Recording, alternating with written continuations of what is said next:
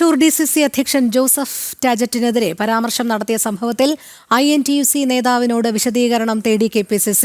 സുന്ദരൻ കുന്നത്തുള്ളിയുടെ ഭാഗത്തു നിന്നുണ്ടായ പരസ്യ പ്രതികരണം അച്ചടക്ക ലംഘനവും അപകീർത്തിപരവുമെന്ന് KPCC അറിയിച്ചു.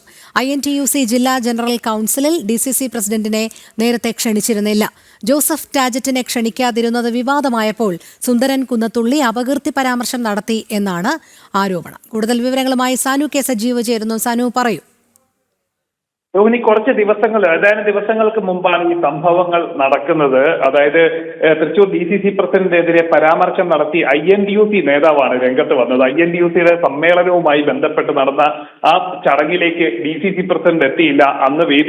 അന്ന് ജില്ലയിലുണ്ടായിരുന്ന VD സതീശൻ, അതായത് പ്രതിപക്ഷ നേതാവ് VD സതീശൻ അടക്കം എത്താതിരുന്നത് DCC അധ്യക്ഷന്റെ ഒരു ഇടപെടൽ മൂലമാണ് എന്നുള്ള തരത്തിലായിരുന്നു INTUC ജില്ലാ ജനറൽ കൗൺസിൽ അംഗമായിട്ടുള്ള ആള് വ്യക്തമാക്കിയിരുന്നത്. എന്തായാലും ആ ഒരു വിഷയത്തിലാണ് ഇപ്പോൾ ഒരു വിശദീകരണം ചോദിച്ചുകൊണ്ടുള്ള ഒരു കത്ത് നൽകിയിട്ടുള്ളത്. അതായത് ഒരാഴ്ചക്കുള്ളിൽ മറുപടി നൽകിയില്ലെങ്കിൽ നടപടി എടുക്കാതിരിക്കണമെങ്കിൽ ഈ കത്തിൽ വിശദീകരണം നൽകണം. എന്തുകൊണ്ടാണ് ഈ ഒരു സമയത്ത് ഇത്തരത്തിലുള്ളൊരു പരാമർശമടക്കം പൊതുവേദിയിൽ ഉണ്ടായത് എന്നടക്കമുള്ള കാര്യങ്ങൾ ചോദിച്ചുകൊണ്ടാണ് സുന്ദരൻ കുന്നത്തുള്ളിയുടെ ഭാഗത്തേക്ക് കത്ത് നൽകിയിരിക്കുന്നത്. എന്തായാലും ഈ DCC പുനഃസംഘടന വരുന്നത്, അതേപോലെ തന്നെ തൃശൂർ DCCയുമായി ബന്ധപ്പെട്ടുകൊണ്ടുള്ള വിവാദങ്ങളൊക്കെ, അതായത് അധികാര വടംവലിയെ തുടർന്നുള്ള വിവാദങ്ങളൊക്കെ കൊടുമ്പിരി കൊണ്ടിരിക്കുന്ന സമയത്താണ് INTUC നേതാവും ഒപ്പം തന്നെ DCC അധ്യക്ഷനും തമ്മിലുള്ള ഒരു ഭിന്നത ഒരു വലിയൊരു പൊട്ടിത്തെറിയിലേക്ക് മാറുകയും അതിൽ KPCC അടക്കം വിശദീകരണം ചോദിച്ചുകൊണ്ട് രംഗത്ത് വരികയും ചെയ്തിട്ടുള്ളത്.